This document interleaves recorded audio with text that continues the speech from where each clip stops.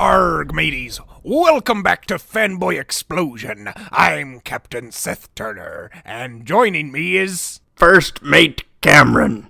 First Mate Cameron, and today we're gonna talk about pirates in video games. Tell me about your favorite pirate. Are we really gonna do the whole show in pirate voices? No, that is a consumable resource that has been consumed. All right. Well, now that that's pirate? out of the way. Yeah, we got that out of the way. Welcome to Fanboy Explosion. I'm Seth. I'm Cameron. And we're going to talk about pirates. All the time. So seriously, what is your favorite pirate in a video game? Oh, my favorite pirate? I think my favorite pirate is probably... Well, there's not that many to begin with, I don't think. But I really like Tetra from Wind Waker. She's like she's... You stole mine! Yeah, she's Princess Zelda, but also a pirate. She's way cooler when she's a pirate than when she becomes Princess Zelda. She kind of loses all of her, cool points for some reason after that. She becomes, I don't know, she doesn't really do a whole lot after that point, but she's a really cool character. And yeah, we actually kind of had the idea to talk about a pirate-themed episode the other day when I came upon the realization that my two favorite games out of two game franchises, Assassin's Creed and Legend of Zelda, and my favorite games out of both of those franchises were seafaring pirate adventures. And I was trying to figure out why exactly that was. There's some reason. Do I just really like pirates a lot, or what's the deal here? So we thought it'd be fun to kind of discuss and talk about why we think that is, and then just kind of see why aren't there more pirate games out there, because I think obviously it's something people enjoy and they like living that fantasy of sailing the high seas and kind of no rules, and we don't see a whole lot of that actually. So you've played Wind Waker. You didn't play Black Flag though? No, I did not play Black Flag. But yes, Wind Waker is hands down my favorite Zelda game. It's always has been. We definitely. You want to start with Wind Waker? Let's talk about Wind Waker. Yeah, we can start with Wind Waker. Wind Waker came along at a very interesting time as far as it had these cartoony graphics, and that's what most people talked about. But I think what made that game very special for me was going to each individual island, that sense of as you go around, and one of the most memorable moments for me in Wind Waker is the map fish, then or whatever he says. He is absolutely the best. But going to each of the individual islands, getting to kind of unlock that island secret. Each island had its own little nook or cranny that was super, once you figured out the secret of that island, it just made you feel like an explorer. And the treasure maps kind of helped along with that. And I've actually been, since I got the reason I bought my Wii U actually was for the Legend of Zelda Wind Waker HD remake. And I've been playing that on and off ever since I got my Wii U. I may take a 3 or 4 week break from it, but I'll usually play it at least once a month or so, just while I'm going to bed. And it just reminded me how really fun and fantastic that game was, because it was nothing like other Zeldas. We're used to the overworld and running around, but being tied to the boat, like you had said, Tetra was your favorite pirate. Favorite pirate, hands down my favorite as well. Because she's a little snarky. It's something fresh for the whole Zelda series. But yeah, Wind Waker. It was one of the first games where I felt like an explorer in the video game. I felt like I was uncovering new lands. So is that kind of the same feeling you had? Yeah, I think Zelda does, like you were saying, it does that exploration element very well in Wind Waker. Now, Zelda's always been kind of about exploring. You're exploring caves and dungeons. You're trying to find those secrets, and just translating that into an ocean scenario where the secrets were each kind of, instead of a cave, you would have like an island, which might also have a cave on it. But like you said, it's broken into these little sections, and so you could feel like you were really making progress because you're like, okay, I explored the island in this sector, I explored the island in this sector, and your map starts to fill in as you go along, and just really lends itself well to that kind of Zelda gameplay that already existed of exploring the overworld, but just it translated perfectly to that seafaring exploration adventure kind of vibe that the game had for it. And I think that translates to Black Flag as well. Like, as I was thinking about why do I like, both of these pirate games so much compared to other games in their series, and I think that's really what it is Assassin's Creed has always been an open world game where you explore a city and, and there's things to do. There's chests to find and various little activities. But it's kind of the same thing with Zelda. You translate it into this large world where you travel. Instead of exploring one city or a couple of cities, you're exploring all these islands, and just instead of walking there, you're sailing this boat. You have things to do while you're on the boat to get from destination A to destination B. It really gives you the feeling of just freedom. Like, I think that's what it is. It's just sailing the seas. It just gives you some feeling that you don't really have when you're riding a horse or running around. It's different. And I don't know what exactly it is, but there's definitely something there, I think. And I think more games should definitely try and capture that. Yeah, when you look at Wind Waker, you can tell that the reason that there's so much space between those islands is to mask the loading that occurs, obviously. But you're right. One of the things that I think Wind Waker did really, really well is it gave you this sense of vastness. Like, this world was big, and these islands were so far apart. It was a trip. It was a journey to try and get there. And I even remember one of the side quests is you have to take the water, the sacred water of the Deku tree. You have to take it to all these Deku tree sprouts, and you have to sail there. Like, you can't use the shortcuts or anything. Like, you have to sail there and do it within a certain amount of time, otherwise the water will lose its potency. And that's when you really get a chance just to, like, fly through the ocean. They had these little events that would happen, like, the little barrels pop up with the rupees in them, and then there would be like enemy ships, that would shoot at you and things. So they tried to, like, break up the just boringness of it. I remember the sharks that would come at you and, like, all of a sudden be like doo doo doo doo doo doo doo doo, and then the sharks would be, I'm like, damn it, he's gonna chase me for like miles now. But yeah, that was, at the time, it was a technical limitation thing. But I think you're exactly right. Like, other games should take that, and I think Black Flag does this a lot better. As far as, like, they don't have that technical limitation, so it's more or less about the exploration of it.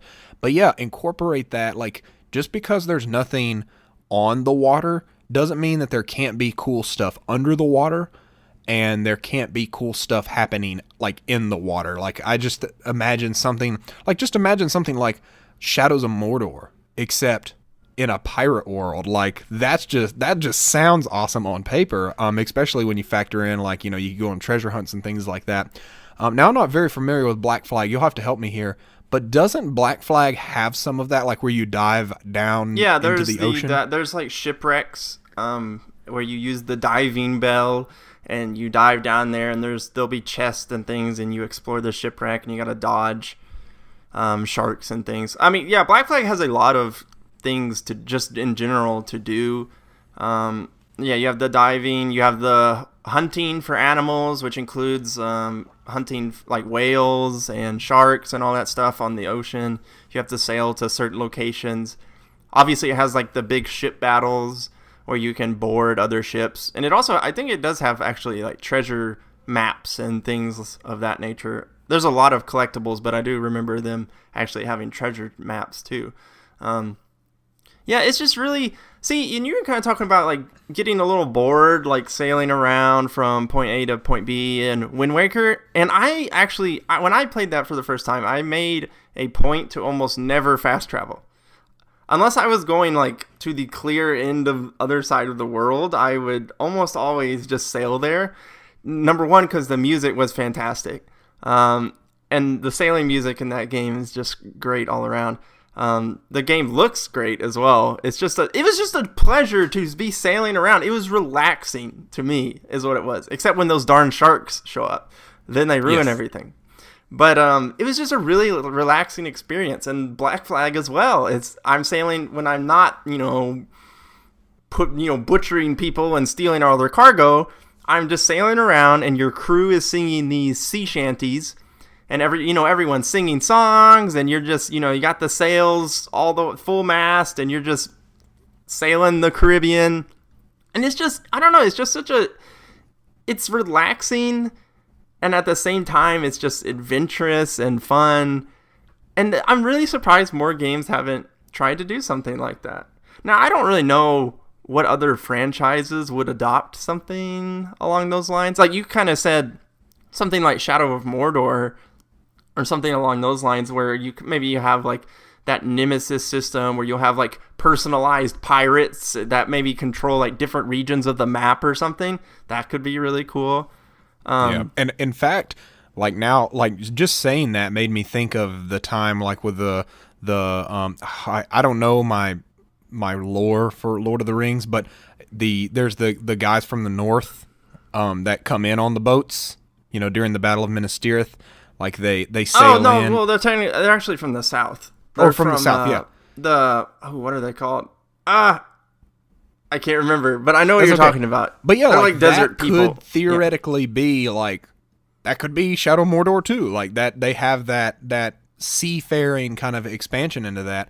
But yeah, I mean, what you're talking about, yeah, even it doesn't have to be a Lord of the Rings game. It could be any game. But I having there's that other system, things that could adopt it. Yeah. Yeah, I mean, having a nemesis pirate, like that's what pirates were. I mean, like they had their friends and their enemies. They were personalities. They were all these kind of wacky scumbag personalities, and that's what makes it fun. Yeah, I think that would lend itself really well to something like that. Now, I know that we were talking about when we were playing Warlords of Draenor, and we were talking about the garrison system. Oh yeah. So if you haven't played the new WoW expansion or don't know a lot about it, yeah, they've added this new garrison component where essentially you have a home base, which you upgrade, you build buildings, you recruit followers to work in your garrison, and they can like go on missions with you and things like that. It's a really cool idea. I love the garrisons. I love the garrison, like the follower missions, and it gives you tons of things to do. And I thought, what if you just took that garrison and you put it on a boat? You just took that same concept, but you gave players like a boat to sail around. And I remember, and why I thought of that is because I remember reading a long time ago, there was some rumor, it might have been like there was like a leaked WoW planned expansion list a long time ago. I don't know how accurate that ever turned out to be. But it mentioned something about exploring this particular part of Azeroth, which was all these islands. It's like a human nation. There's lots of pirates, and there's like some bigger islands and little islands, and I think they're like off the coast of the Eastern Kingdoms. They're like to the west a little bit. Now Pandaria kind of like mucked that up, I think, because I think some of those islands were supposed to be where Pandaria is, but Pandaria takes up this giant portion of the map. Anyways, so that's what jogged my memory, and I was like, oh wow, like they could totally do that. Like they could very easily, like if they were planning on doing another expansion where you would go to like this island kind of setting, why not give players a boat? Why not give it that garrison kind of feel where you can customize it, you can recruit people to your crew, and you can sail around, explore these islands. Like I would go nuts. I would never leave that game because WoW is really fun. Like WoW is already bad enough for me. I get addicted to it. If you added that in, I don't think I would ever unsubscribe. So there you go, Blizzard. If you want my $15 for the rest of your life, just do it. Just do it, and I'll be there. Yeah, I think. And then I would make sure Seth came with us too. I'd make sure Seth came. He would join my crew. I have this love-hate relationship with WoW, but it's like 95% love. But anyways, that game specifically would merit itself really well to that, I think, simply because of the PvP nature of that. Like, it's Horde versus Alliance. That's true as well. Yep. Yeah, it would be like this open world of just sea battles, and it, like, honestly, I think that could probably be one of their most fun expansions, because we've seen that. I would say that World of Warcraft is kind of struggling as far as like creating like really compelling story. Like, we're traveling back in time, we're creating alternate realities to try and kind of reinvigorate that. But once you kill Deathwing, once you take out Arthas, like they kind of went down the list and got rid of a lot of things. And I think they were trying to do this with Mist of Pandaria. They were trying to create an environment, like a world, that people would want to maybe spend more time in and explore more. And it was almost there. Like, it had this cool, like, Asian flair to it. But what I think it was really missing was, something systematic, like the garrison system, that brings you back into the game each and every time. And I don't think the garrison system would work quite as well in something like Mist of Pandaria, simply because of the nature of that, like, expansion. But yeah, like, if you were able to take the fun of upgrading your garrison, add it into the kind of world building of Mist of Pandaria, I think you would get and even Warlords did a great job of world building, but it was more or less just kind of like rehashing a previously explored world. But if you could do like an entirely, feeling of been here, done that a little bit. Yeah, and so if you could create an entirely new basically like Wind Waker, where you have these islands with fun things to do and things going on there and quest lines that are interesting, and especially if you could incorporate different factions and how those factions are interacting with each other, I think there's a lot of potential there, and I think Blizzard should definitely take heed and think of that as a potential option, because you're right on top of it. And I think another important part about pirate games in particular is just like the boats themselves, like the sensation of sailing the boat, battling with other ships and stuff, and that's something I think also translates to WoW. You mentioned PvP. Yeah, like, what if you just had a whole... I mean, WoW is no stranger to vehicles at this point. Several of the battlegrounds feature tanks and all these other kinds of vehicles. Why not just, like, have a PvP mode that is boats? That are ships battling each other. I think that could be really fun.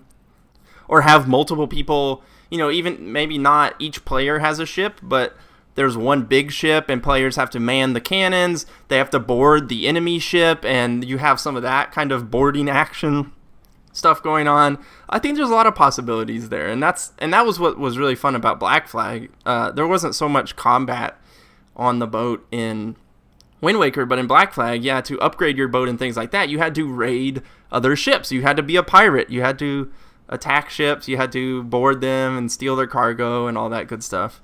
And that's kind of how you continue to progress the game, by getting those resources. So yeah, I'd love to see something like that in World of Warcraft. Yeah, you're right. The ship is almost a character in these pirate games. in Wind Waker, it literally is a character. It is a person. Yes. So that's true. And that was why it's great. They have personalities, and I think maybe that's another part of it, why we like these pirate games, is because they have so much personality. Like, to be a pirate is to go against the norm, like, to buck off the rules and just be kind of this free spirit, even if you're also a total scumbag. And I think that just lends itself to video games really well, where we like escapism, we like to be like the hero, we like to be the one in control. We don't, when we play GTA in these games, none of us follow the traffic signals or like obey the laws. We just do whatever the hell we want. Well, when you're in a pirate setting, that's like exactly what you're supposed to do. You are 100% so basically supposed you're telling me if I run red lights, I'll become a pirate. Yes, you are a pirate at heart, my friend. Yeah, there you go. Oh, and there you go. Actually, I would like to propose a new pirate game, Grand Theft Auto 6, The Caribbean. And you just sail around and you rob people of their sugar cane, and you're like a sugar cane, like, Mongol or something. I don't even know. There you go. All I can think of are blunderbuss drive-bys right now. Just like in carriages, like blunderbuss carriage Yep. drive-bys. There you go. Well, there, I mean, once again, I've made, how many games have I made this podcast? 2 games? All right, cool. What's another game we could make? Oh, well, you made one. You made the Shadow of Mordor 2. Yeah, Shadow of So you Mordor. got 3 game ideas right now. I think a lot of games, any game that relies on exploration. Now, honestly, like Assassin's Creed fits really well because it's historical, but it's also a historical an action setting, yes. action adventure game. But like Shadows of Mordor, like that's not unfeasible to imagine that at least being a component for one part of it. But yeah, I think that just about any like action adventure that, especially if it relies on like vehicle or vehicular like transportation from one place to another, like could theoretically like play into that with all of the fantasy RPGs. I mean, Dragon Age, the next Dragon Age could have something like this as well.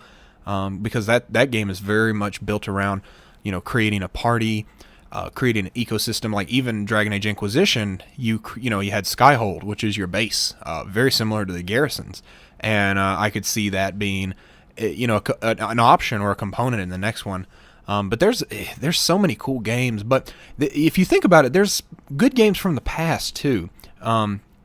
Specifically, Sid Meier's Pirates. Oh, I was going to say, we can't actually talk about pirate games. You can't talk about pirate Sid games Meier's without talking Pirates. Yeah, now Sid Meier's But Pirates. that's a little different from what we've been talking about. Like, we've been talking about kind of exploration and stuff like that, but Sid Meier's Pirates is a lot different. Well, what Sid Meier's Pirates is it is a systems-based game. Like, it is the economy and the economics of being a pirate. And I think that would I love to see a Sid Meier's Pirates 2? Hell yeah. But what I think would work is if you took those components, those economic components, and put them into something like Black Flag. I think that would be, and I think Black Flag did that a little bit, where it's like you have to plunder for upgrades, you have to plunder for resources. You're always attacking other ships and doing things like that to get the various resources. Like you get rum. And I can't remember one of the other primary resources. Basically, they just exist to sell, to make money. But then also you have to get metal, you have to get wood, you have to get like cloth and stuff like that to upgrade your sails or your hull or your cannons. So wait, is rum a primary resource? Because it should be. Well, yeah, it's just for making money. Like you sell that, and that's all. That's the only use for it is to make money. So that's a primary life resource, more important than gold. My friend. And I would just like to point out when I played Black Flag, I almost 100%ed it, and I had every ship upgrade. I think, I can't remember, I almost had every, character upgrade, but I made sure to upgrade the ship. You were a beast of the seas, my friend. Especially the giant battering ram, so you can just, run straight into enemy ships and almost sink them in, one hit. Boom, there you go.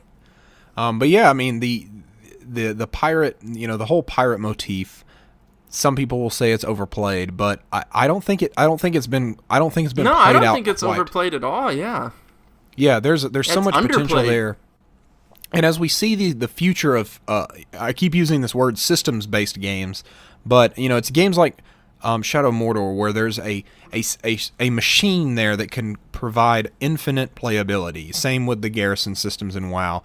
This motif continues to to carry through, and I think a lot of the things we've talked about, the ship being a character, the just the free nature of the pirates, it just all melds together so well. It was such an interesting period of human history and really colorful characters, and we just continue to see innovation in this area. I really hope that in this next generation of consoles and PC games that we see something like that.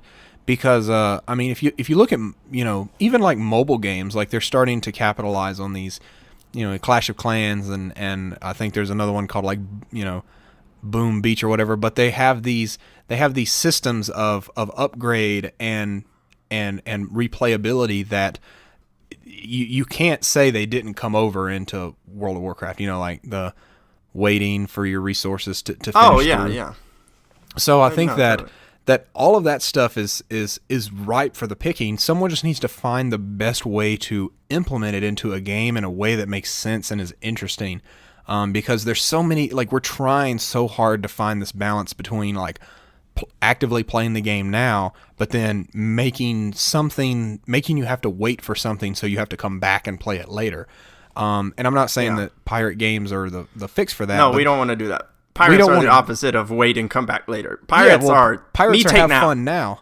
But I think that the potential here is like in the way that pirates interact with each other, that there could be some kind of fun social aspect there of like team up with your friends or take on your friends in the seafarer. Like, just imagine if Assassin's Creed had, like Black Flag, if it had multiplayer, and from the standpoint of like you and your buddy could team up and fight 2 other pirates on the open seas. Like, how awesome would that be? Do that. Yeah, definitely. Make that happen. Oh, yeah. I mean, and part of it's like, being able to make your own crew and just have that kind of mobile guild hall kind of. I think that would be really, really fun. Like, even just a multiplayer only pirate game where we played. Oh, what is the name of that game? Seth? It's like a Zeppelin game. Guns of Icarus. Guns of Icarus, yes. Yes. Like, what if a game was like that? I mean, that's like a sky pirate game where each person has to man like a portion of this airship to fight other airships. I mean, you take that, put it in a more traditional pirate setting where you have you have the captain who's steering, you have people who have to man the guns, you have like scouts or something like that, you have people who board, you have like all these kind of specific roles that people on the team need to fill. And I mean, as multiplayer, as we've kind of seen like this asymmetrical multiplayer appear, like with Evolve and all these other class-based shooters where roles are very different. I think a pirate game kind of is perfect for that, where you have these different, very specific, defined roles that you kind of want everybody to do. And in the process, you could customize your ship, and you really take ownership and pride in your vessel. I think that would be really cool. I would probably put a lot of hours into that. Get on it, devs. There you go. Next to Steam Greenlight. Ready to rock and roll. I think that's game number 4, maybe. Yep. So, I think that you could theorize a lot of different cool pirate games. But the best part about this is when we find out what other folks may have in mind. We may have missed an amazing pirate game entirely. We may have... the only other one I can think of off the top of my head is Secrets of Monkey Island. Like, totally not a game like what we're talking about. Yeah, but that definitely is a pirate game, for sure. Yeah, very much so. Guybrush Threepwood, dude. Most non-pirate name in all the video games. But, yeah, that's, for many people, that's their, like, favorite pirate interaction, but that's a totally different, once again, like the pirate theme fits so many different types of games. Like, that's a point and click adventure, but it makes sense because it's fun and engaging. But so for this week, go ahead, send us an email, fanboyexplosion@gmail.com. Tell us what either your favorite pirate or your favorite pirate video game is that we might have missed, and if you have an idea for a cool franchise that could benefit from the piratization. There we go. We've got it. Piratization. Piratization. Not Let us know. bastardization. So are there any other ones that you can think of? Anything else as far as pirates you can think of that we? No, I think we covered about everything. Like I said, I mean, yeah, like Secret of Monkey Island. There are definitely some other pirate games. We kind of saw a general theme in some of the pirate games we were liking, which was that exploration, that kind of freedom that those kind of games bring. So yeah, there are definitely other pirate games, and I definitely don't know all of them. We are not super experts as much as we like to believe so. So there are definitely things that we have missed. So yeah, definitely let us know what are some of your favorite pirate games are, or what games you think would maybe be cool to see in the future. And just send that to the email. Boom. Fanboyexplosion@gmail.com. Or tweet us at fanboyexplosion. Or you can tweet us, yep. Yep, we're always there. If you want to follow me personally, I'm at Darth Turner. And you can follow me at CLK Gamer. And as always, head over to fanboyexplosion.com to see all of the latest and greatest stuff from us as soon as it's available. You can also subscribe to the podcast on iTunes. Just search Fanboy Explosion. Or you can go to youtube.com/fanboyexplosion to see some cool videos and fill your eyeballs with all We need to play some pirate games. We do need to play some pirate games. We should play some pirate games. We'll figure out what pirate games we're gonna roll through here. But anyways, everyone, thanks for tuning in. It's been a great podcast here. You have a great day, and we'll see you next time.